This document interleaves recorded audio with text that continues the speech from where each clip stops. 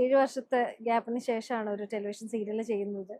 അതും ഇതുപോലെ ഒരു സ്പെഷ്യൽ ആയിട്ടുള്ള ഒരു വേഷം. അമ്മേ മൂകാംബികെ എന്നാണ് സീരിയലിന്റെ പേര്. സൂര്യ ടിവിയിൽ എല്ലാ ദിവസവും രാത്രി 8:30ക്കാണ് സീരിയൽ. ദേവിയുടെ കോസ്റ്റ്യൂമിൽ തന്നെയാണ് ഞാൻ ഇരിക്കുന്നത്. ആദ്യമായിട്ടാണ് ഇങ്ങനെ ഒരു ദേവിയുടെ കോസ്റ്റ്യൂം വരുന്നത്. വളരെ റെയർ ആയിട്ടാണ്. കാരണം എപ്പോഴും വിദ്യാമ്മ എന്ന് പറയുന്ന ഒരു ക്യാരക്ടറാണ്. അപ്പോൾ ദേവിയുടെ ഈ ഒരു സറിയൽ ഫോമിൽ തന്നെ ഒരു ഇന്റർവ്യൂ കൊടുക്കുന്നത് ആദ്യമായിട്ടാണ്. ബ്ലസ്ഡ് ആയിട്ടുള്ള ഒരു എന്താ പറയുക, ഒരു ക്യാരക്ടറാണ്.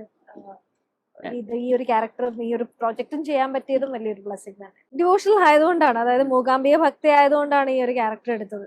ഇതിന് മുമ്പും ഒരുപാട് സീരിയൽ ചെയ്ത് വന്നിട്ടും അങ്ങനെ ഒരു പ്രത്യേകതയൊന്നും ഇല്ലാത്ത ക്യാരക്ടേഴ്സ് ആണ് കൂടുതലും വന്നത്. അപ്പം ഞാൻ ഇതിന് മുമ്പ് ചെയ്തു വെച്ച ക്യാരക്ടർ വളരെ സ്പെഷ്യൽ ആയിരുന്നു. അത് ഇത്രയും വർഷത്തിന് ശേഷം ആൾക്കാർ ഡിസ്കസ് ചെയ്യുന്നു, അത് ക്യാരക്ടർ പറഞ്ഞിട്ടില്ല.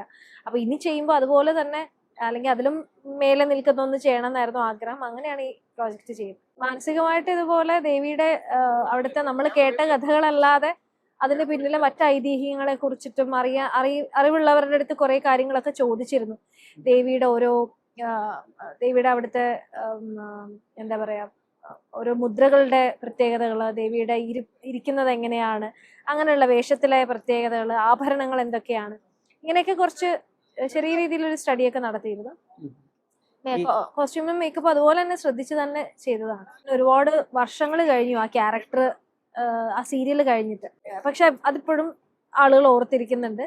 അപ്പം സീരിയൽ ജേർണി എന്ന് പറയുന്നത് എനിക്ക് എപ്പോഴും തോന്നിയിട്ടുള്ളൊരു കാര്യം, സിനിമകൾ എത്ര ചെയ്താലും നമ്മൾ ഒരു സീരിയൽ ചെയ്യുമ്പോൾ ആളുകൾ അതിലാണ് ആളുകൾ കൂടുതൽ നമ്മളോട് സ്നേഹം പ്രകടിപ്പിക്കുക. ഒരു സിനിമയിലെ കഥാപാത്രങ്ങള് പൊതുവെ പറയും സിനിമ എക്കാലവും ആളുകൾ ഓർത്തിരിക്കും, ഒരു ഹിസ്റ്ററിയാണ്. പക്ഷെ എന്നെ സംബന്ധിച്ചിടത്തോളം എനിക്ക് തോന്നിയിട്ടുള്ളത് ഞാൻ ചെയ്ത സീരിയലാണ് ഇന്നും ആൾക്കാർ ഓർത്തിരിക്കുന്നത്. അപ്പം വളരെ ബ്യൂട്ടിഫുൾ ആയിട്ടുള്ള ഒരു ജേർണിയാണ് സോഫാർ. അതിനെ അന്നും ഇന്നും എപ്പോഴും ഫണ്ണായിട്ട് തന്നെ എടുത്തിട്ടുള്ളൂ. അതെല്ലാം ഒരു എന്താ പറയാ, ആ ക്യാരക്ടറിനെ അല്ലെങ്കിൽ ആ സീരിയലിനെ ആളുകൾ ഇന്നും ഓർത്തിരിക്കാൻ ഒരു വലിയ പങ്ക് ട്രോളേഴ്സ് എടുത്തിട്ടുണ്ട് എന്നുള്ളതാണ് ഞാൻ വിശ്വസിക്കുന്നത്. കാരണം അല്ലെങ്കിൽ അതൊരു സാധാ സീരിയൽ പോലെ തീർന്നു പോകേണ്ടതൊന്നായിരുന്നു. പക്ഷെ ഇന്നും ആൾക്കാർ ആ സീരിയൽ ഓർത്തിരിക്കുന്ന അതിന്റെ ക്ലൈമാക്സ് കൊണ്ടും അതിന്റെ ആ ഒരു ട്രോൾസ് കൊണ്ടും തന്നെയാണ്. തീർച്ചയായിട്ടും ഇപ്പോഴും ആൾക്കാർ വിളിക്കുന്നത്, അത് എന്നെ അറിയാവുന്ന എല്ലാവരും പറയാറുണ്ട്. അതായത് എത്ര ഇനി ഏതൊക്കെ ക്യാരക്ടേഴ്സ് ചെയ്താലും BTIPs അവിടെ തന്നെ ഉണ്ടാവും എന്നുള്ളത്. കളങ്കാവിലേക്ക് അവിടുന്ന് നേരിട്ട് മമ്മൂട്ടി കമ്പനിന്ന് വിളിച്ചതാണ്. അത് എനിക്ക് തോന്നുന്നു 1 ഒക്കെ കഴിഞ്ഞതിന് ശേഷം എനിക്ക് വന്ന ഓഫറാണ്. ഇതിനു മുമ്പ് ഒരു ഓഫർ വന്നിരുന്നു, അത് നടന്നില്ല ആ പ്രോജക്റ്റ്. അങ്ങനെയാണ് പിന്നെ കളങ്കാലിലേക്ക് ഒരു ഓഫർ വരുന്നത്. അപ്പം ആദ്യം ആ സ്റ്റോറി നറേഷൻ കഴിഞ്ഞപ്പോൾ തന്നെ നമുക്കറിയായിരുന്നു പക്ഷെ ഞാൻ ഇത്രയ്ക്കൊരു റീച്ച് എക്സ്പെക്ട് ചെയ്തില്ല. കാരണം അതിന്റെ ആ ഒരു പെർട്ടിക്കുലർ സീൻ ഭയങ്കര വൈറലായി, റീൽസ് ആയിട്ടാണെങ്കിലും ഒക്കെ. അപ്പൊ അത് ഒരു ഭാഗ്യം തന്നെയാണ്. അത് അങ്ങനെ എന്താ പറയാ, ആ ഒരു പെർട്ടിക്കുലർ സീൻ തന്നെ ആദ്യത്തെ സ്നീക്ക് പീക്ക് ആയിട്ട് ഇറങ്ങി. അതിൽ ഒരുപാട് പേര് ആൾക്കാർ റീലായിട്ട് അത് ചെയ്യുന്നു. ഞാൻ എക്സ്പെക്ട് ചെയ്തതിലും കൂടുതൽ ആ കഥാപാത്രം ആൾക്കാർ ശ്രദ്ധിച്ചു എന്നുള്ളതാണ്. അത് കംപ്ലീറ്റ്ലി അതിനകത്ത് ആ ഫാമിലി സ്റ്റോറി, ഐ മീൻ ആ ഫാമിലിയുടെ ആ കംപ്ലീറ്റ് ഇത് എടുത്തു മാറ്റി ആ കഥയിൽ നിന്ന്. അങ്ങനെയാണ് പിന്നെ ആ ക്യാരക്ടർ ആ പ്രോജക്റ്റ് നടക്കാതിരുന്നത്. പറഞ്ഞു ഒരുപാട്, അത് എത്ര പറഞ്ഞാലും മതിയാവില്ല. നല്ല എക്സ്പീരിയൻസ് ആണ്. എപ്പോഴും നമുക്ക് ഞാൻ ഇതിനു മുമ്പും പറഞ്ഞിട്ടുള്ളത് തന്നെയാണ്, ലെജൻസിന്റെ കൂടെയൊക്കെ നമ്മള് ടൈം സ്പെൻഡ് ചെയ്യുന്ന വലിയ ഒരു മെമ്മറിയാണ്.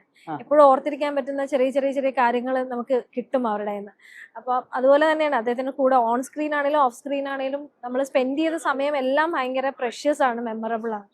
പുസ്തകം ആദ്യം വളരെ ഒരു തമാശക്ക് എഴുതി തുടങ്ങിയതാണ്. പുസ്തകം എഴുതാൻ വേണ്ടി എഴുതിയതുമല്ല, വെറുതെ തമാശക്ക് എഴുതി തുടങ്ങിയ ഒന്നാണ് അച്ചപ്പൻ കഥകളിലെ ആദ്യത്തെ കഥ. അത് ഞാൻ ഒരുപാട് തവണ പറഞ്ഞിട്ടുണ്ട്, അച്ഛനെ കളിയാക്കുക എന്നുള്ള ഒറ്റ ഉദ്ദേശത്തിൽ എഴുതിയതാണ്. പക്ഷെ പിന്നീട് അത് സീരിയസ് ആവുമായിരുന്നു. അതൊരു പുസ്തകമാക്കാൻ അച്ഛന്റെ മരണശേഷമാണ് അത് പുസ്തകമാക്കണം എന്നുള്ള തീരുമാനം വന്നതും അത് ഇറക്കിയതും. യാത്രയ്ക്കപ്പുറം ഞാൻ ചെയ്ത യാത്രകളുടെ ഒക്കെ ചെറിയ വിവരണങ്ങള്, ഞാനൊരു ചെറിയ ലേഖനങ്ങൾ ഞാൻ ഫേസ്ബുക്കിൽ കുറിക്കായിരുന്നു. അപ്പൊ അത് കണ്ടിട്ട് DC ചോദിച്ചിട്ടാണ് അങ്ങനെ സെക്കൻഡ് ബുക്ക് യാത്രയ്ക്കപ്പുറം. യാത്രകൾ ഒരുപാട് ചെയ്യുന്ന ഒരാളാണ്. യാത്രകൾ പോകുമ്പോൾ പലപ്പോഴും വ്ളോഗ് എടുക്കാൻ മറന്നു പോകുന്ന ഒരാളാണ് ഞാൻ. എനിക്കറിയാം യാത്ര പോവുകയാണെങ്കിൽ അത് തന്നെ എൻജോയ് ചെയ്ത് പോകണം എന്നുള്ളതാണ് വലിയൊരു ആഗ്രഹം. പിന്നെ ഇടയ്ക്ക് വ്ളോഗും ചെയ്യാറുണ്ട്. ഞങ്ങളൊരു ഫാമിലി ട്രിപ്പൊക്കെ പോയതൊക്കെ, നോർത്ത് ഇന്ത്യൻ ട്രിപ്പൊക്കെ വ്ളോഗ് ചെയ്തിരുന്നു. നല്ല റെസ്പോൺസ് ആയിരുന്നു അതിന്. പുതിയത് ഇപ്പൊ നടന്നുകൊണ്ടിരിക്കുന്നത് ഇപ്പൊ പ്രസന്റ്ലി മൂകാംബിക ദേവിയായിട്ട് തന്നെയാണ്. പ്ലസ് ഒന്ന് രണ്ട് പ്രോജക്ട്സിൽ നിന്ന് അങ്ങനെ കൺഫേം പറയാറായിട്ടില്ല. ഇങ്ങനെ ഡിസ്കഷൻ സ്റ്റോറി കേട്ടു, രണ്ടെണ്ണത്തിന്റെ ഫൈനൽ ആയിട്ടില്ല.